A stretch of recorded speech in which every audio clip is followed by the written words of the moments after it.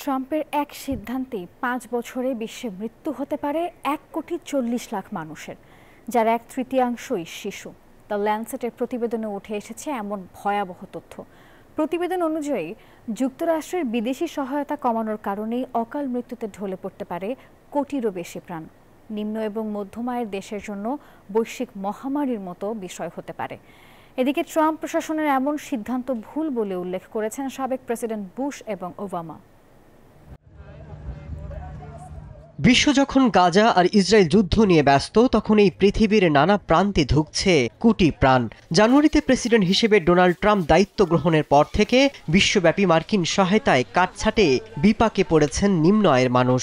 বিশেষ করে আফ্রিকান দেশগুলোতে মহামারী আর দুর্ভিক্ষ রোধে গুরুত্বপূর্ণ কর্মসূচি পরিচালিত হয়েছে এই তহবিলের আওতায়। তবে ট্রাম্পের সিদ্ধান্তে থমকে গেছে এসব অঞ্চলের জনজীবন।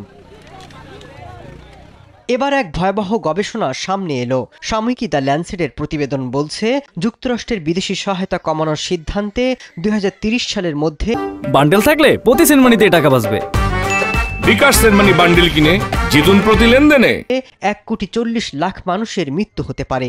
গবেষণায় দেখা গেছে এর মধ্যে অকাল মৃত্যুর ঝুঁকিতে থাকা ১/৩ শিশু রয়েছে। ১৩৩টি দেশের তথ্য পর্যালোচনা করে গবেষকদের দল অনুমান করছেন যে মার্কিন তহবিল ২০০১ থেকে ২০২১ সালের মধ্যে উন্নয়নশীল দেশগুলোতে ৯,১০,০০,০০০ মানুষের মৃত্যু রোধ করেছে।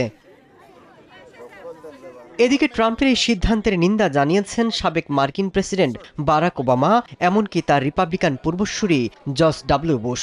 তাদের মতে, ট্রাম্প প্রশাসনের এই সিদ্ধান্তের জন্য তাদের ভুগতে হবে।